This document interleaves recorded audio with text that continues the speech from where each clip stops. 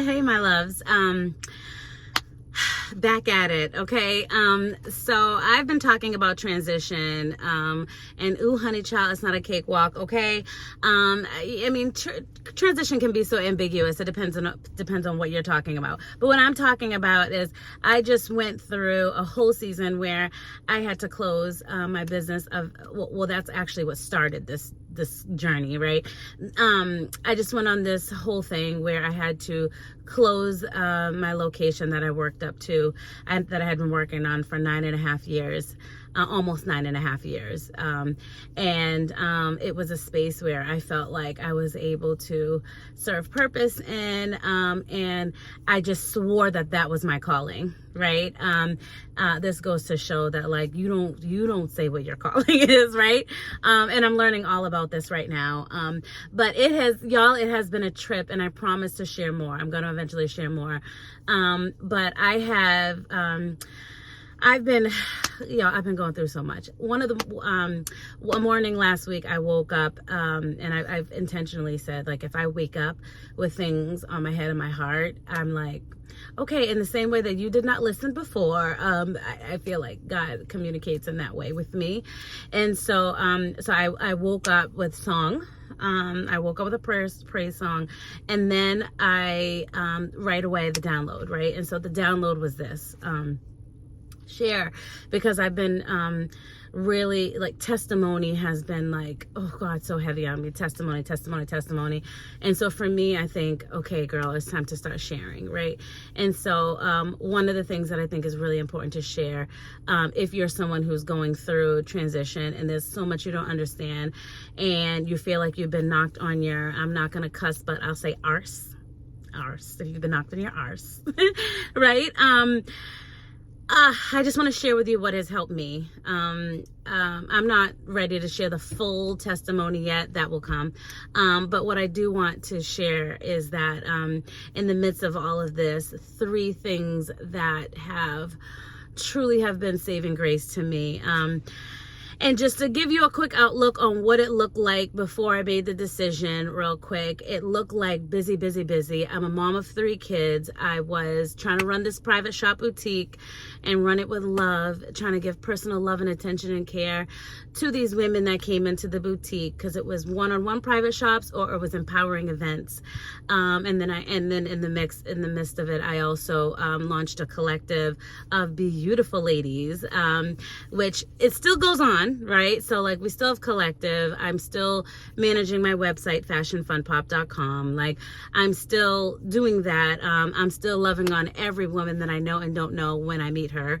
And sometimes it's just, sweet, gentle love, but sometimes it's the hard love that, like, you have to share truths and realities, and all of which are okay because I feel like it's planted in me, so it needs to be put out into the world. But in that, these 3 considerations have made things so much easier for me. Let me just share. These are the 3 considerations that I would suggest that you make a part of your life if you are going through any type of transition. So number 1, that would be normalizing the space for healing. Okay. So we all have our own levels of traumatic things that have happened to us, hurtful things that have happened to us, or things that just confuse the heck out of us. Why did I just go through that? Like, what just happened? Very often you see the glory after, but you don't see it at first, right? And so, and in that, y'all, the journey, okay? And so I spoke to my husband. He understood and knew. I think he could see it before I even verbalized it, that I was going through this space. And it actually has been years, but I didn't realize it as that. I just kept on going. So I did not normalize a space of healing to be able to address the stuff head on. And I say stuff because when I say a lot of stuff came up, when I thought I was just transitioning, I thought I was just transitioning from the business, but God said, no, child, okay? It is not about the business, okay? Yes, there's a lot of lessons for you to take from this, but I need you to deal with some stuff before I move you forward, right? And so in that, number one, for sure, you need to normalize the space for healing. Uncomfortable at spots, especially if you're someone who goes, especially if you're someone who's used to speaking to, loving on, holding the space for others, you know, offering a word, offering a hug, offering a shoulder, especially if you're the one who has done all of that for so long because you've built such a strong core and, you know, thick skin, and, you know, God has placed a certain amount of wisdom because of all the things, especially if you are her/him. Okay, you've got to allow the space for healing for yourself too, no matter what your walk looks like. I don't know you at all. I'd love to know you, but I don't know you at all, right? And so it's so important. So for me, it's been pivotal. Okay, so number two, prayer.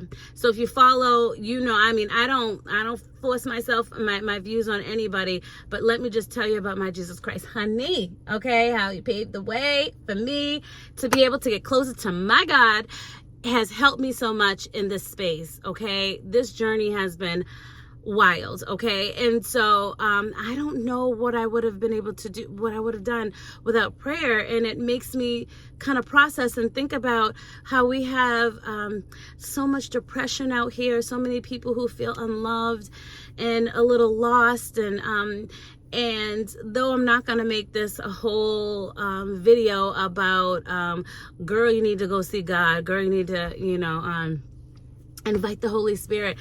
I'm not going to make this a whole, although I will always say that if you come crying to me, you have to be ready that I might start talking about my Jesus real quick, especially if I think that you are being called to know that you are loved and you got this. You know, I will. So number two is prayer. And so I have started to make my prayer life so much more consistent than it's ever been. I thought that I was consistent because I'm like, oh, I talk to God whenever I feel like I need to talk to God. Like, so no. Okay. No, we need to regularly do this because life is always lifing regularly, whether it's good or bad. Like, you wouldn't want someone to only want to hang out with you when things are terrible. Like, you wouldn't want someone to show up all the time because their life is in shambles. You're supposed to be friend, you know, you're supposed to be love, and you wouldn't want a friend just showing up or a family member just showing up because they have to dump all the baggage on you all the time. But what about when things are good, right? What about when there's joy? You know, what about when your heart truly hopes for something?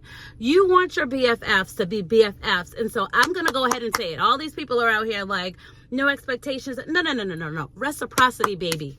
Okay. And so this is what I'm learning, right? And not even just learning, but like, I didn't realize how much that meant to me. And I didn't realize how at some point, like, my heart was starting to shift a little bit, right? And where I was being the one who was not reciprocating because my heart was starting to harden a little bit. So I am thankful for God for coming and snatching me back. Like, excuse me. Okay. I did not make you like that. And so anyway, all of this, y'all know I go on tangents, right? But like, all of this to say that number two, honey, pray. So we're going to make that space for healing. And in that healing, we cannot do that. Okay, so the enemy won't let me be great. So that video did just drop real quick. But I'm back again. So we were talking about 3 considerations in this time that I would strongly recommend. So the first one was normalize the allowance of time to heal, physically, time in the schedule, but also time and space in your heart and your mind to know that giving yourself the time to heal is okay, honey. Number 2 was prayer. I was talking all about how prayer did me so right and always has ever since that I understood the power of prayer. But in this season, more than ever. And so the third thing that I would strongly recommend is that you search your heart before you move into the next phase. And the reason why I say that is because sometimes we think that there's a next step following the chapter we just closed. And then when you're on a journey to truly understand what all happened, what is happening, and what you could potentially see happening based on all of that, is truly the gem in going into the next season lightly and with a light heart. With a light heart, open to anything and so much, being excited and full of joy in the process. We got to search our hearts, y'all. Like, what is it that really sets our souls on fire? I could think of so many things. I say all that to say, search your heart. Man, I've been searching my heart, and so many things have come to the surface in terms of remembering so many things that I intended to do. My intentions in certain spaces were a certain way, but then I presented something else. And until you search your heart and you can see, truly see, where you've been and all the things, and I'm just going to go ahead and say it again, I just thank the Lord for helping me to do that. And if you don't have a source, and I don't process like that. I don't know how to do that. I don't have a good memory. I don't have all of this. Girl, I challenge you to just go see all what God is about. Okay. That's it. Ask questions if you need to. I'm not here for the negative though. Okay. I'm not here for anybody trying to down my God, try to talk to me about Jesus Christ is not real. I'm not here to try to convince anybody. I'm just simply out here trying to share what he has done for me, in dealing in so many challenging things since childhood, and how he just snatched me, and at every space and time there was something going on, just snatched me, y'all, and called me his. So anyway, yes. So first of all, we want to normalize our space for healing. 2, we want to make prayer a structured part of our lives.